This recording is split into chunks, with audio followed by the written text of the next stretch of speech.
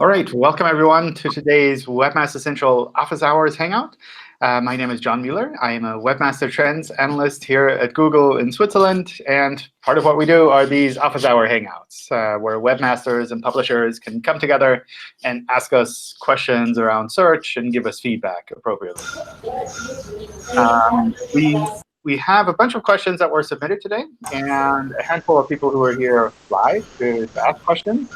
Next week, we'll be at Google I/O. So if any of you are going to Google I/O, feel free to drop by the the web sandbox area or one of the office hours that we're doing and come and say hi in person.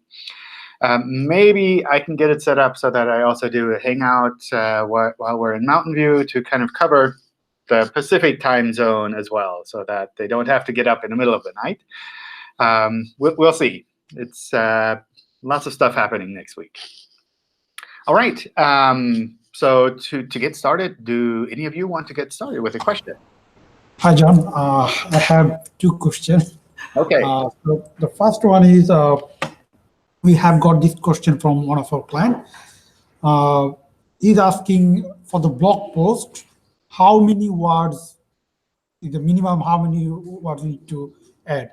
So what usually we do, we try to, if we write any blog post, we try to make it minimum 500 words, because what we have found, if it is 500 words, then we can give minimum necessary information. But we never write more than 1,000 words, because we think this is not user-friendly. User will get bored reading big content.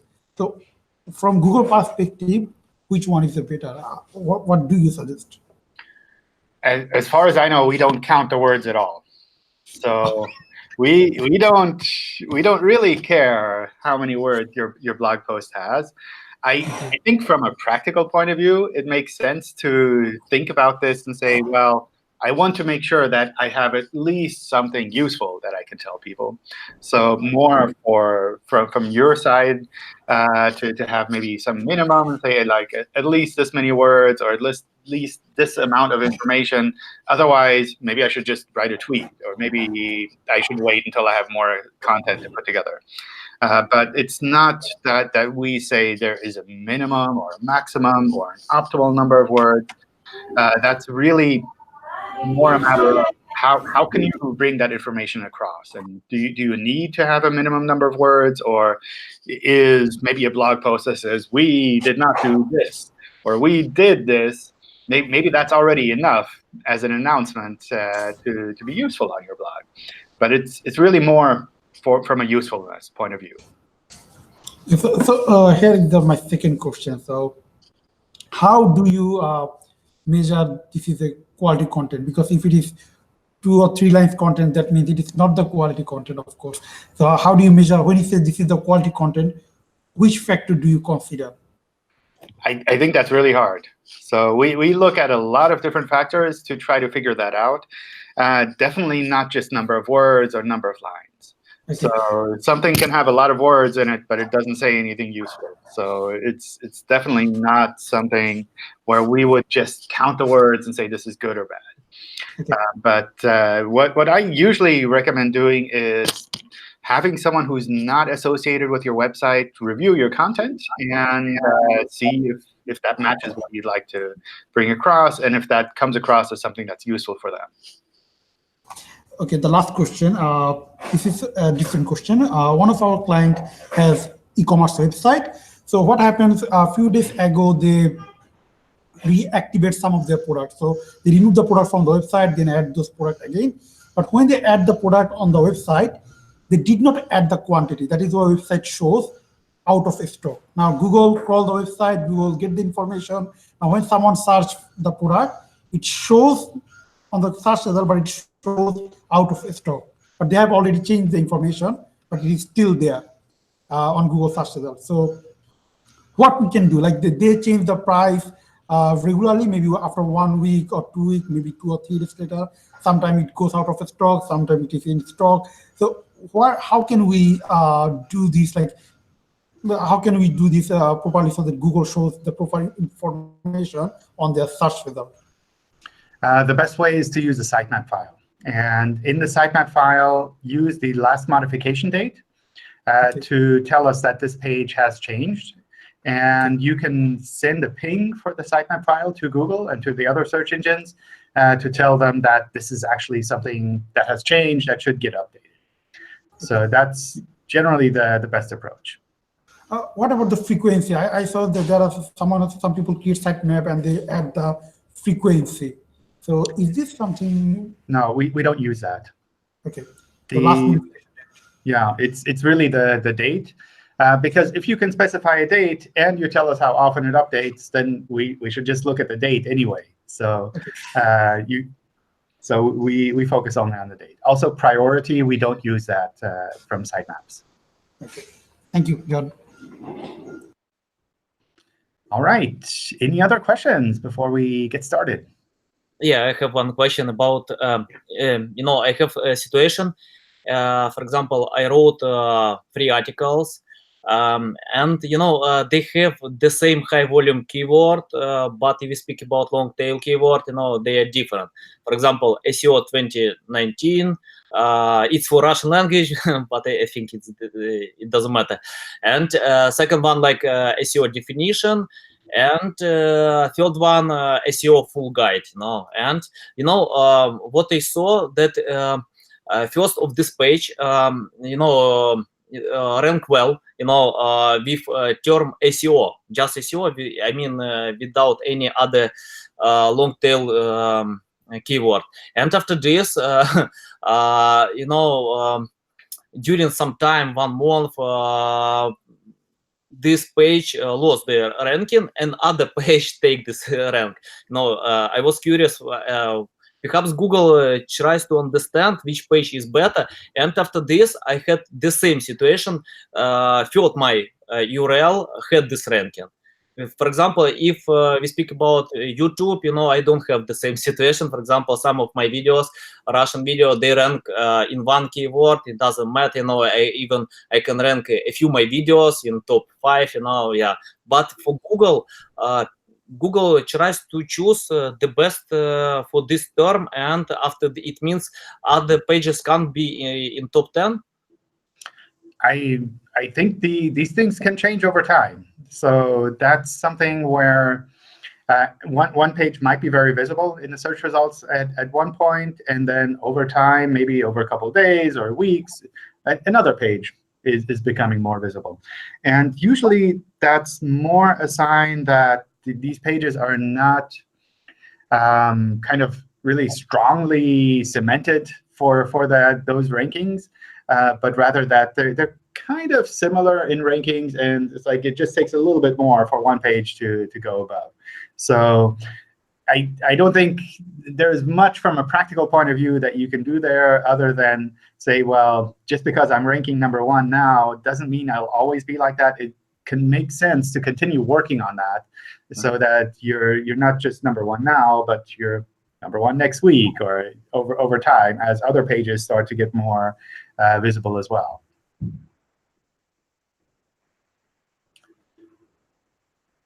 Oops, I think you're muted. Oh, sorry. Yeah, I think I mean I don't want to compete with myself. My own content with other my own content. Yeah, and I know that Google don't like when you have the same pages, but they are not duplicate content. They have different meanings. Yeah, but it means I can't rank 2 pages in 1 term. Yeah, in Google. Because no, that can happen too. Like if these are 2 very good pages for that term, that we might show both of those. It's not always the case. We really need to make sure that we're not showing the same content to the user twice or 3 times in the search results, but it can be different variations where maybe you're searching for a bicycle and you have information about bicycle trips and bicycle parts, and we don't know what the user wants. So we might show both of these. Yeah, it's really I saw this one. Yeah, it can happen. Yeah. Okay, thank you. Cool. OK, let me take a look at the questions that were submitted. The first one I have here is about verifying on Google Posts. I don't have any information on how that works. It sounds like you're not able to claim the knowledge panel for that. My suspicion is maybe someone else has already claimed that knowledge panel. So it'd be worth double-checking within your organization if someone else has verified that. If you can't figure that out, maybe do a post in the Webmaster Help Forum and send me the link, and I can pass that on to the team to take a look. Then the second part is about search URLs. So should it be like website.com/search/search term, or is it better to have /search and then question mark Q equals search term, for example? Is there an optimal variation for the search terms? From our point of view, both of those work. What I would recommend doing, though, is using the URL parameter, because that's something that's a lot easier for us to recognize as something that might vary. And especially, we can recognize it as something that maybe a user is submitting it. So that's kind of the direction I would take there. So using a parameter instead of a path makes it a lot easier. In particular, if there are other parts that are added additionally to this search term, then that makes even more sense. So for example, pagination or filtering, if you add those as parameters, we can learn that these other parameters are for pagination. Whereas if they're a part of the URL in the path, then it's really hard for us to learn what these individual path parts are. And it makes it a lot harder for us to optimize our crawling for the website. So I'd recommend, especially search terms, putting those in a separate query parameter. So with a question mark, Q equals whatever, and letting it kind of work that way. That said, if you currently have the site set up in the other way with path, then I wouldn't just blindly change that around, but rather think about essentially what you're doing is a type of restructuring of the website. So you'd need to set up redirects, and you'd need to make sure that any traffic that's going to the old URLs goes to the new ones. All of these things you might want to consider there. So don't just jump and change everything around, but rather do that in a thoughtful way. 2 questions about Google My Business. So I don't really have much insight into Google My Business, so I don't know if I'll be able to help here. 2 websites in similar niches. I choose the main category and kind of a different one in the other business. I really don't know how Google My Business would handle that. So I'd recommend posting in the Google My Business help forum for that. And the same, I think, with regards to the local events and other features from Google My Business. So I'd kind of watch out for those as well. The one thing with regards to events in particular is that you can use the events markup on your web pages as well. And that is something that we can pick up with regards to web search. And we can show that in the knowledge panel on the side, kind of events that we picked up from your website. And that's something that is visible differently in different locations. So it might be that that's very visible in the US for some businesses, but it doesn't mean that we would show it just as visibly in other locations. So we try to figure out what the right balance there is with regards to where we show which type of search results features. Then a question from the Portuguese Webmaster Forum asking about some improvements shown in Search Console, which are roughly translated as logos. And the poster has never seen that. What could that be?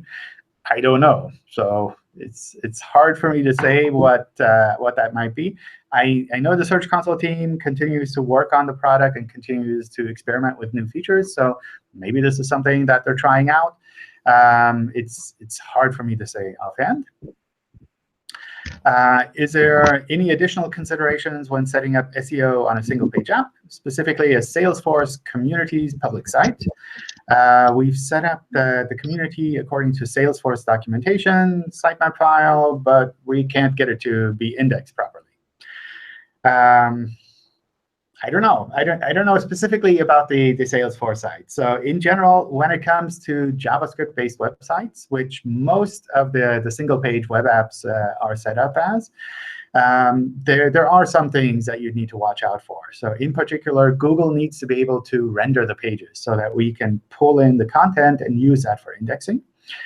Depending on the type of JavaScript that you have on the pages, that might be a bit tricky, because we currently have a fairly old version of Chrome that we use for rendering. What I'd recommend doing there is, on the one hand, double-checking our documentation. So we have developer documentation on rendering in a lot of detail. So that would be my first step. The other would be to use tools like the mobile-friendly test to test if we can render these pages properly.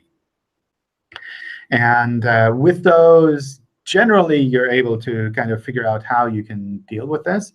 I think the tricky part here might be if you're tied to a specific platform and you can't necessarily change the JavaScript that platform uses, then that makes everything a little bit harder. Because if that JavaScript is done in a way that isn't supported by Google for indexing, then we can't really do anything with that. You can't really set any setting in Search Console and say, like, Googlebot should do this in a unique way for this website.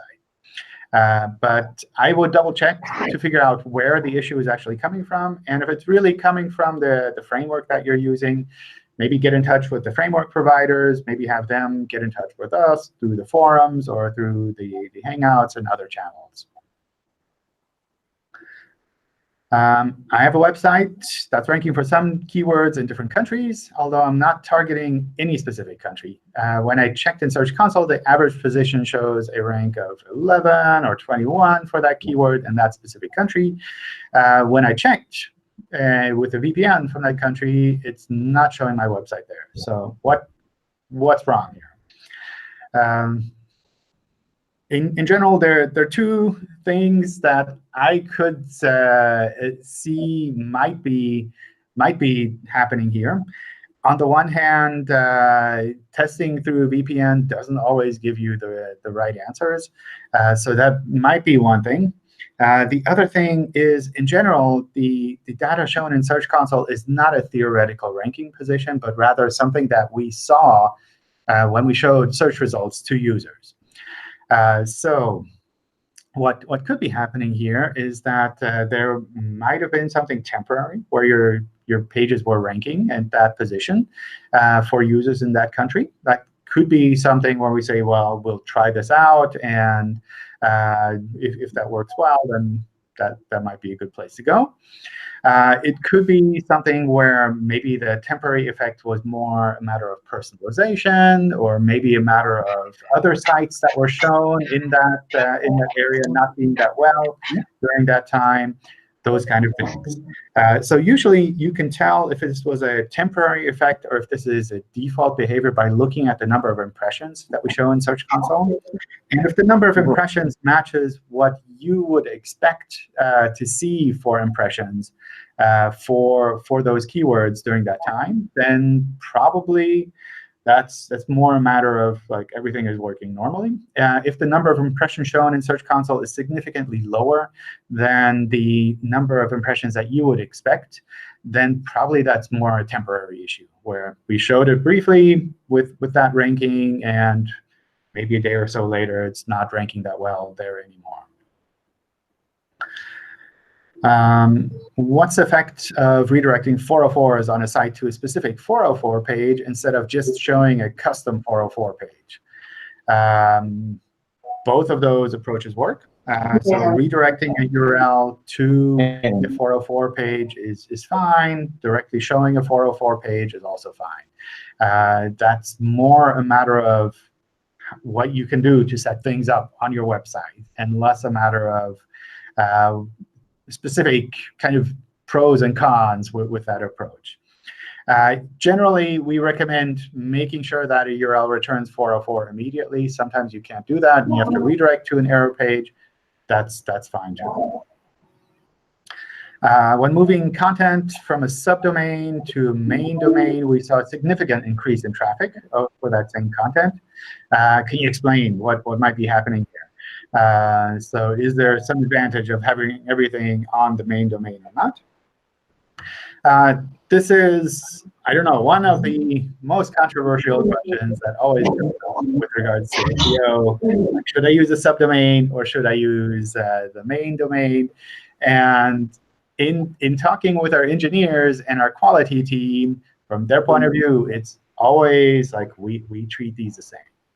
The effect that you're probably seeing here is that we do look at websites overall a little bit to understand the overall quality of a website. And that can happen that we say, well, a subdomain might be something that's more like a separate website, or it might be something that's more like a part of the main website. And that kind of difference there could be something that might be playing a role there. So maybe, for example, if the blog is not seen as something that is really as wonderful as the rest of your website, then maybe that blog domain is something that's ranking a little bit lower. On the other hand, if we see it similarly with regards to the quality overall, or with regards to it being one website, then they would generally rank in the same position. So we see people all the time saying that I moved it to my main domain and it's ranking better, or I moved it to a subdomain and it's ranking the same way. And both of these are essentially legitimate approaches. I wouldn't say that you need to go one direction or the other. Sometimes there are technical reasons why you want to go to a subdomain. Sometimes it makes things easier for maintenance and kind of long-term tracking to have everything in one domain. So from my point of view, there's no magical answer to this question. There are lots of opinions, and there might be a lot of practical reasons that kind of drive you in one direction or the other. And I would focus more on the practical effects there.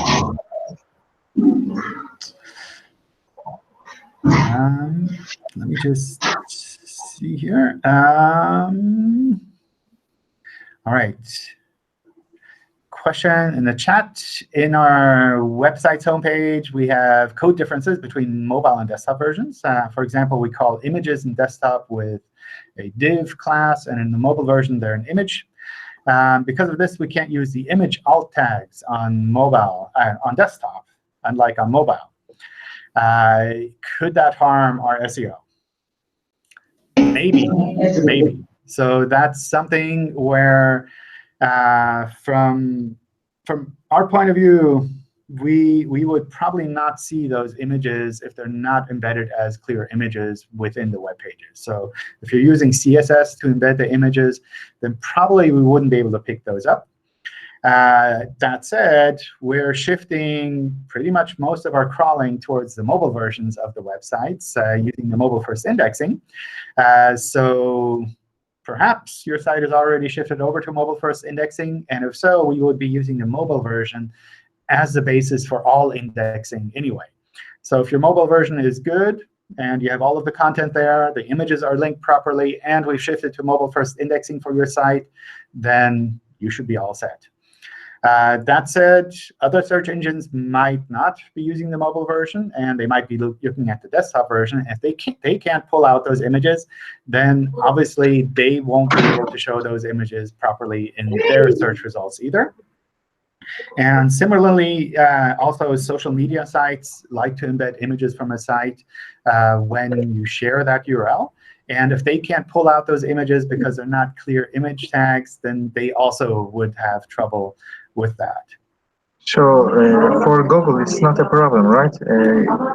This kind of code differences may harm our SEO or not? I wonder that. If we shifted to mobile-first indexing and the mobile version has images, then you're OK.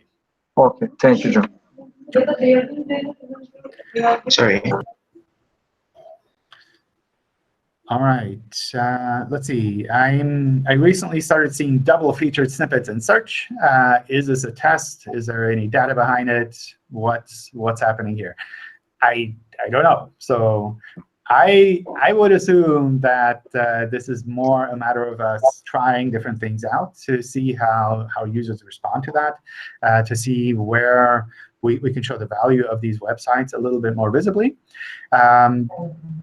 These things change all the time. So these are search features where teams are always working on them to try to improve them, to try to show them in ways that work well for users, where we try to balance kind of providing information in search and also encouraging them, of course, to go and visit the website directly. So that's something where I would expect there's never going to be a stable state where we say the search results are like finalized and nothing will change here with regards to the size and the shape and number of lines of text, all of these things. I think these are always going to be things that we will try to improve, because what works now will probably not be the same thing as what works in the future. So we constantly have to work on this. And it's something that I'd also recommend that other sites continue working on that as well. So don't just assume that because your website is doing well now that you'd never need to change anything. A follow-up regarding a question from earlier, or one of the previous ones, regarding a site showing up in Europe but not in the US. I'm curious if content is judged on a page level per the keyword or the site as a whole. Only a subsection of the site is buying guides, and they're all under a specific URL structure. Would Google penalize everything under that URL holistically? Do a few bad apples drag down the average? So usually the word penalty is associated with manual actions. And if there were manual action, like if someone manually looked at your website and said, this is not a good website, then you would have a notification in Search Console. So I suspect that's not the case. Otherwise, you probably wouldn't be asking like this. In general, when it comes to quality of a website, we try to be as fine-grained as possible to figure out which specific pages or parts of the website are seen as being really good and which parts are kind of maybe not so good. And depending on the website, sometimes that's possible, sometimes that's not possible. We just have to look at everything overall. So it might be that we found a part of your website where we say, we're not so sure about the quality of this part of the website because there's some really good stuff here, but there's also some really shady or iffy stuff here as well. And we don't know like how we should treat things overall. So that might be the case. But again, it's really hard to say without actually looking at the website. So I really kind of recommend that people go to maybe the Webmaster Help Forum and get advice from peers, like how they would see this. Like, do they see problems with the content? And be as direct as possible if you want really actionable feedback. And kind of point out the content that you think is good, but also point out the content that you think might be bad, might be improvable. And really kind of try to tease out some objective feedback from peers about your website overall. And really kind of try to tease out some bit of echo somewhere. Feedback from peers about whoa. OK. All right. A few websites have started scraping my content and have been publishing them. We tried to contact their hosts for a DMCA takedown without luck. Does having my content scraped and republished hurt my site? Should I disavow these URLs? So from our point of view, other sites copying your content wouldn't be something that would negatively affect your website. So that's a very common situation that sites copy content. If you do find that, then I would look into the legal approaches that you can take. Maybe you can also contact the site owner directly to have that resolved. In general, that's something where there are ways to approach that. So I try to look into that. That said, if you're not seeing those copies showing up in search for the queries that you care about, then it might not be the highest priority to focus on. Hi. Hi. Please, I would like to ask, does sites that tend to talk about movies and TV download sites get demoted? No, those are fine. That's from our point of view, it's not the topic of a website that makes it good or bad, but really what you write there. So if you're creating really good content about movies and TV sites and I don't know, even download sites, then that's fine. Because some time back, I think I had issues with my blog rankings, and I posted the issue on the Google Webmaster forum, and I was told that my site had content that relates to downloading movies and whatnot, and that could be the reason why there's a ranking decline or something like that. I think the main thing you'd want to watch out for is that you're not providing content that that essentially belongs to other people, so that falls into the DMCA category. So, for example, if you were providing movie downloads directly and you weren't authorized to do that, and the movie studios come to you and they keep submitting DMCA complaints saying, like, you're not allowed to publish this because this is our content, then that's something that could obviously play a role there, because then those pages would not show up in search, and overall that could be affecting your site. But just because you're writing about this content, and if you're writing about it in a way that is useful for users, that's generally fine. Yeah, I do not know why, but yeah, I just noticed that whenever I write content that has to do with movie sites, it's a tech site actually, but sometimes I tend to incorporate how to download from a particular site and whatnot. And I don't know, the site runs for a while, and after a few, say about 14 days, traffic declines and all that stuff. So it's kind of like putting me in this position where I don't understand what I'm doing wrong. Yeah, that doesn't sound like an issue specific to that kind of content. That seems like something where our algorithms are maybe just on the edge and not completely sure how we should show this website in search. And sometimes we show it fairly visibly, and then maybe some signals add up, and we say, well, we're not sure. Maybe we should show it a little bit less visibly. So my general recommendation there is to continue working to make sure that all of the signals really align and say this is a fantastic website. So with a tech website, one of the things that I've seen over time is that you tend to collect a lot of old information that's not so useful. So maybe it's worth going through that and seeing how can I show that all of the content that I have indexable is still relevant and useful for users. Okay. So do you recommend we delete this old post, or we kind of rewrite them or something? That's up to you. So generally, the quality teams at Google say it's better for webmasters to improve the lower quality or older content. So maybe it makes sense to rewrite them. On the other hand, if you have a lot of content like that, it's kind of impractical to rewrite everything. So maybe it makes more sense to just put a no index on this and to say, I will focus on better content in the future, and try to avoid the situation that I collect lower quality content. All right, thank you very much. Sure.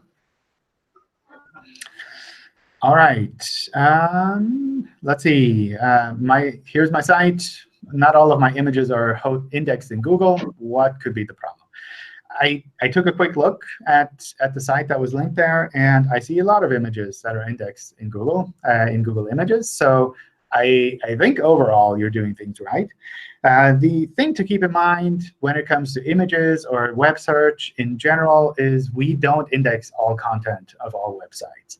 And that's completely normal. So if you're seeing that, in general, images are being indexed, then we're probably trying to get as many of those images indexed as we can. But that doesn't mean that we'll index all images on a website. So my feeling is that everything is kind of working OK here, and we're picking up enough content that we think is relevant to show in the search results.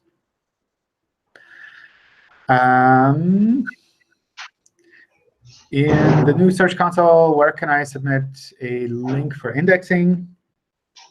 You can do that with the URL inspection tool. So right on top in the new Search Console, you have a field where you can enter a URL.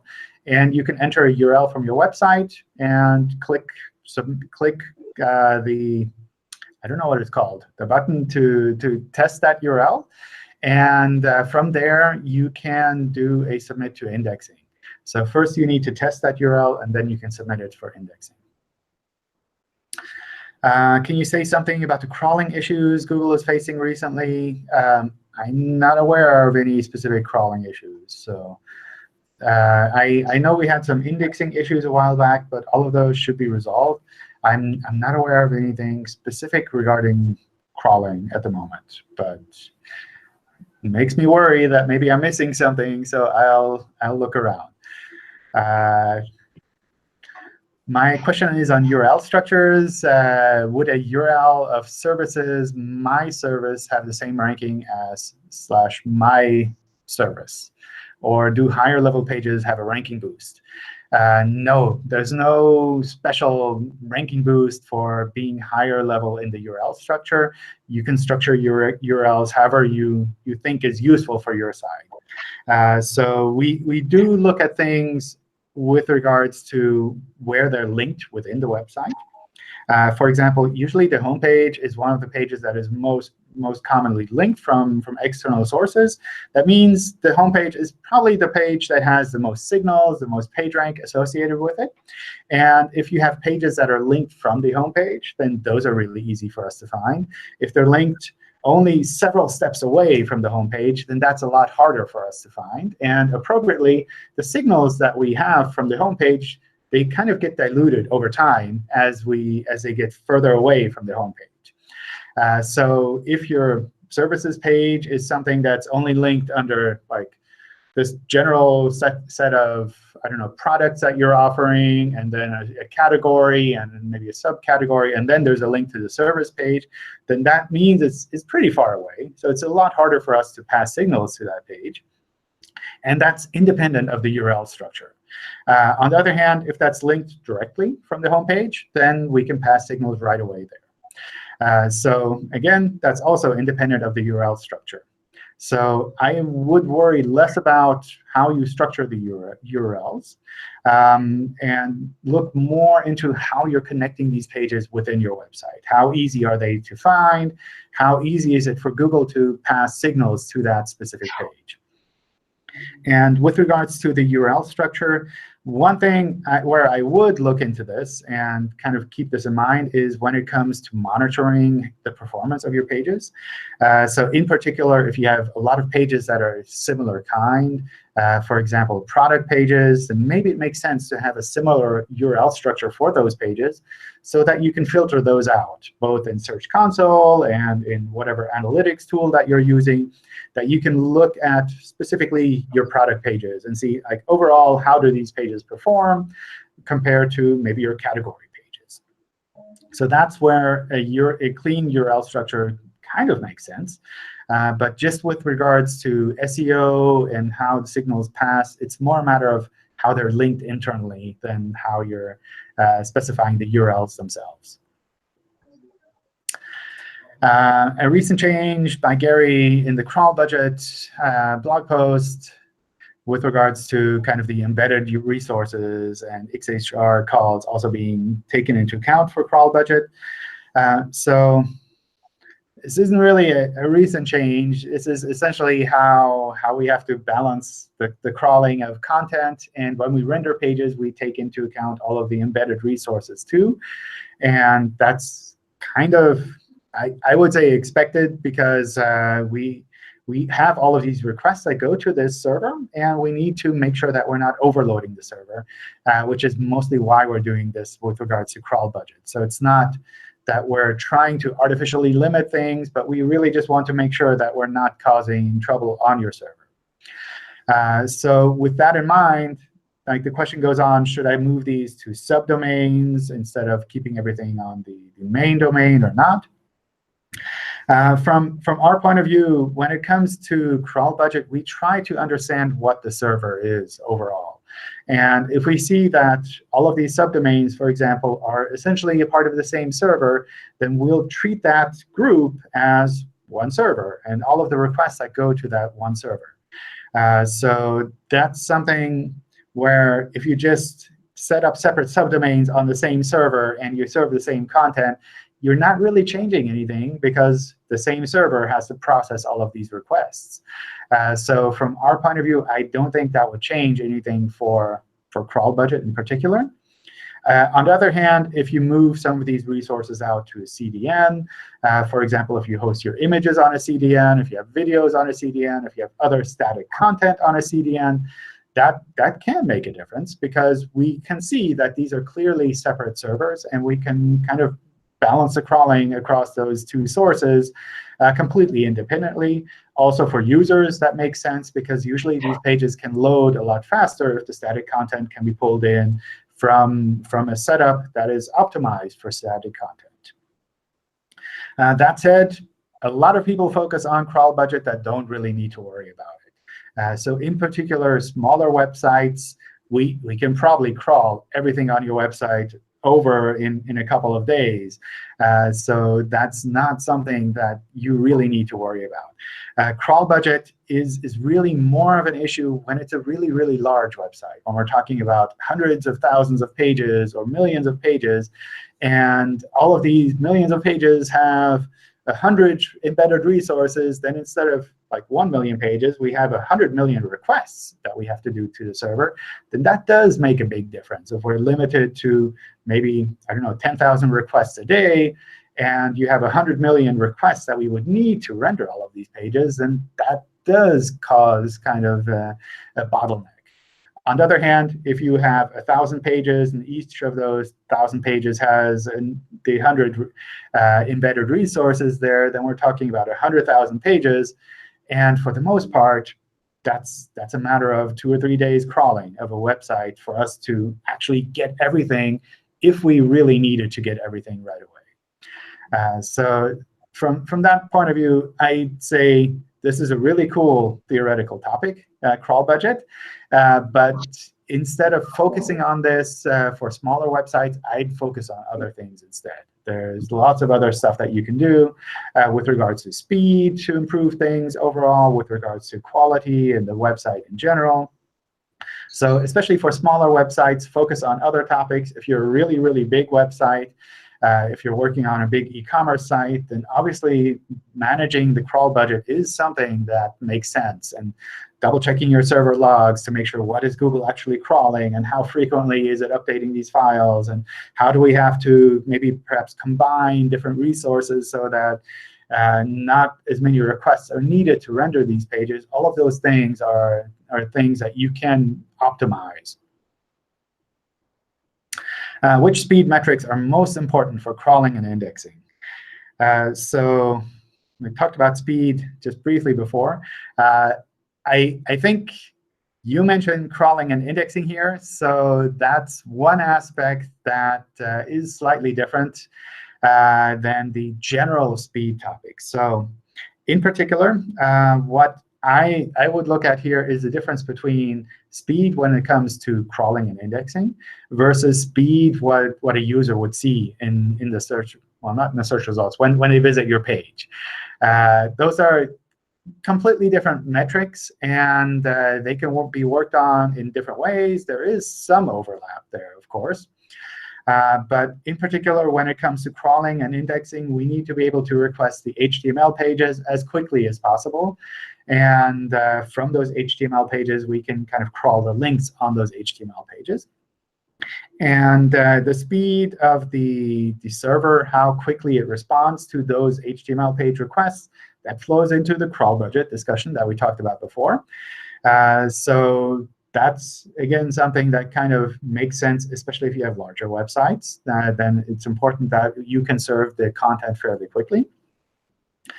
That said, we do also render pages, pretty much most of them, after we've crawled them. So we also need to render them in a way that a user would render them. So reducing the number of embedded resources, making sure that these pages render quickly, that you don't have any render blocking JavaScript, those kind of fancy things as well. Those are all important for indexing as well. But from a user point of view, you might have some things that are slightly different there. So in particular, things around caching, things about how a page is actually rendered over time, like which parts of the page are blocking. Those things are aspects that you take a look at there. From Google's point of view, we use both kind of lab measurements, so theoretical measurements of how quickly a page could load, as well as kind of practical data that we've collected through things like the Chrome User Experience Report, where we get feedback from users saying, like, this page is fast and this page is slow. And you see both of those using the PageSpeed Insights tool. So I would double check that to kind of see. But again, it's worth understanding the difference between the user side of speed and the pure crawling side of speed. And depending on like where you suspect the problems would be, digging into those aspects individually would make sense. Does a change in domain still work? For the past 2 months now, we've changed our domain to a more branded name. Until now, we've not recovered our ranking. We've done 301 redirects, told Google the URL has changed. Everything still doesn't work. We're still on the bottom of the page, and we're normally ranked in the 2nd position. So from my point of view, all of these domain moves, they should continue to work.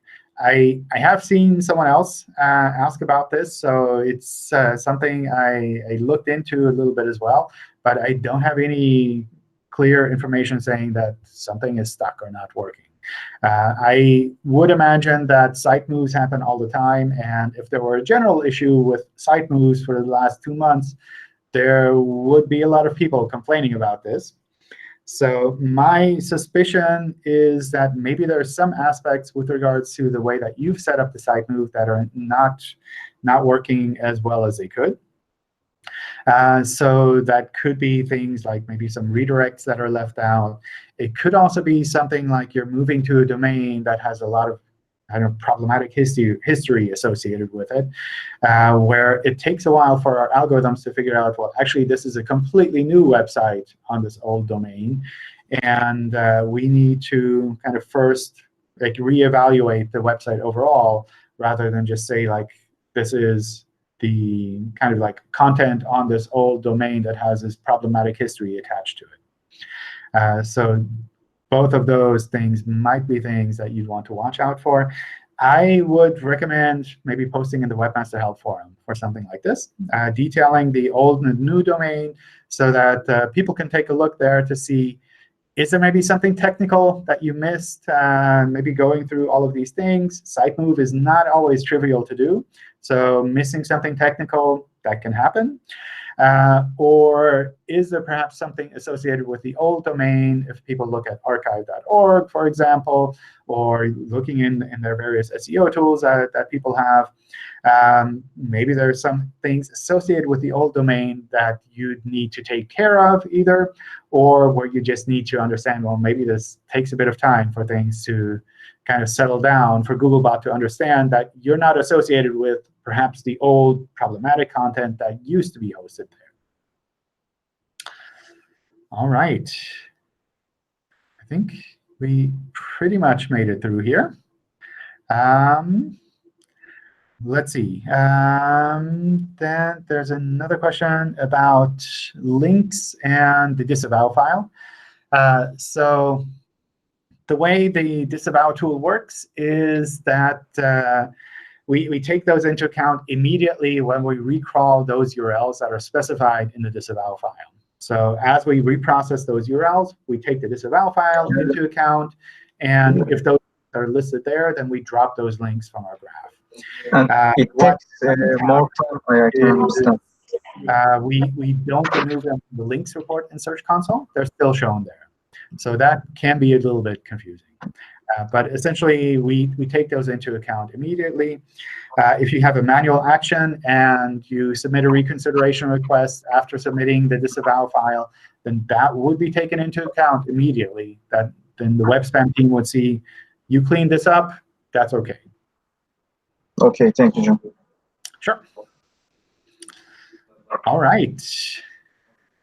any other questions from you all? I have a question. All Possible? right. Go for it. So with the sunsetting of Google Plus, it's kind of hard to reach you these days. And as part of what we do is we basically monitor different outlets and different people all day long. And in the past 24 hours, I would say we saw some very questionable behavior that I want to alert you to. Mostly it was outlets rewriting years-old content and adding very clickbaity headlines to it as if it were new information. And unfortunately, some of this really kind of surfaced quite a lot in the past 24 hours, of which, you know, I have examples I want to really pass on. Okay, sure. You can probably just send it by Twitter, or let me just drop my email address here. Okay. It should be in the chat. All right, great. And just send it my way. And I can't promise that we like take care of that and just throw them out, but it is something that the team does care about with regards to quality. So they'll take a look at that and see if from our quality algorithms we need to refine things a little bit. This kind of feedback, especially when it's timely and something new just happens, is really useful. Yeah, and by the way, it has actually sort of nothing to do specifically with what we do. It's just like in the daily process of seeing this, it's like, ooh, that's not so great. Yeah. No. Okay, thank you. Sure. Yeah. Can I ask some question? Sure. I'm interested about, you know, in the morning I read Google guideline, a general guideline about anything else. And, you know, I stuck with this point 2.3, your money, your life. And, you know, for example, I got that it depends only of your content. And for example, if you propose the same service, and but I didn't understand what I need to do. You know, for example, in other resources, I found that you need to have a page about us with some photos, with some proof information about your expertise, you know, to make this trustworthy and stuff like this. And about for example, if you write some blog post, you can make page of offer, you know, like, and what can you tell more about this? I mean, like, to explain more time about your money, your life, how I can provide for my website. Yeah, I don't think we have any specific details on what you could be doing there. So that makes it a little bit tricky, because the guidelines that you're referring to are for the quality raters. So it's not that we would take that one-to-one into account and we would say, you need to have this page and that text and this thing on a page. We don't really have that. However, there are a handful of people who really looked into this topic and who have found a lot of really interesting examples where they see this site was affected by one of the recent updates, and they changed things around by doing this, this, and this. And that, I think, like two names that come to mind are Marie Haynes. She has looked into this quite a bit, and Lily Ray has looked into this quite a bit. They've also done presentations on this. So you can probably find presentations from them with a lot of examples in them to take a look at, to see what are other sites doing. And then you can think about, maybe this is something that you should be doing as well. And it's not so much a kind of SEO tactic that you need to do it like this. It's more a matter of understanding what users would look for when they try to judge the expertise or the authority of a site, and then actually providing that information. And sometimes when you see what other people are doing, you're like, oh, obviously, I should have noticed this right away. But when you're stuck at looking at your website, you're often like, I have a very narrow mindset. So seeing how other people are doing things, I think can be really, really insightful there. And I take a look at their blog posts and presentations. Can you type this name of presentation? Or I don't have the direct links. Just yeah, name. The names. Oh, thank you. I can just post them in here. Yeah. And I'm sure there are other people that have done really good stuff in this area as well, but like those two have stood out recently. All right. Hi, John. Hi. I got a question. I posted it on the chat. I launched a blog about 2 months ago, a blog that teaches the basics of blogging and digital marketing. And I also posted an original content, 2,500 words post that is easy to read. It's been optimized for SEO, etc. But it does not rank for any keyword. Plus, you can't even find it when you type for the title even. So it doesn't rank in any page, not even on page 20. And we haven't been flagged or penalized or anything. And I'm just wondering what the issue is and how to solve it, basically. That's really hard to say off the hand. It sounds like it's indexed. So if you look for the URL, it's there, or It is. But yeah, so it's been indexed, but you just, I mean, it won't rank at all on any of the pages. I've also added the URL, but it just seems odd because we've got another post that does rank. It does rank really well, but it does rank, and this one just doesn't at all.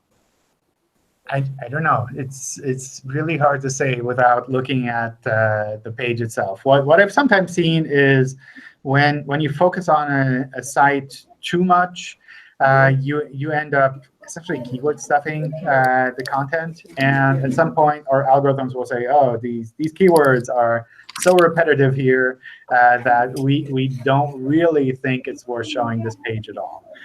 So if you've really overdone things with regards to optimization, then maybe you're running into that.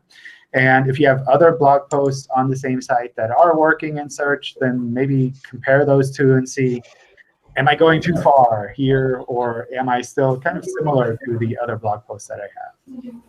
Okay, but it's not a site-related problem. You would just suggest going on with writing more blogs. Yeah. Right? Yeah. Okay. All right. Thank you very much. Cool. All right. We're getting close. Well, we're actually over time, but maybe some more last questions from you all. May I ask another question? If I use Chrome version 41, may I see the websites with eyes of Googlebot? I wonder. Similar, but not exactly. Not exactly same, but similar. Yeah. And I would generally avoid using an old version of Chrome just because of all of the security issues. Okay. So that's something like if you have that on the side and you just use it to double check individual pages, that's fine. But I would not use that to browse normally. That's why we do all of these updates. What would you recommend me to use for this purpose? I would use mostly the mobile-friendly test to see how Google actually looks at the pages. With the mobile-friendly test, you don't need to have the pages verified, so that's really easy. The inspect URL tool is another one that is really useful for that. For that, you do need to have the website verified. Okay, thank you, John. Sure. All right. Let's take a break here. It's been great having you all here. Thanks all for joining in and for joining in at, I don't know, surprising hours of the day. Thanks for dropping by. I wish you all a great weekend. And if you have a chance to tune in next week for Google I/O, feel free to join those live streams. Or if you're there in person, make sure to drop by and say hi. And otherwise, I'll set up the next batch of Hangouts. If anything is still on your mind, feel free to drop those questions there. Thanks, everyone. Thank you, John. Thank you so much. Have a good weekend. Thanks. Have a good weekend. Bye.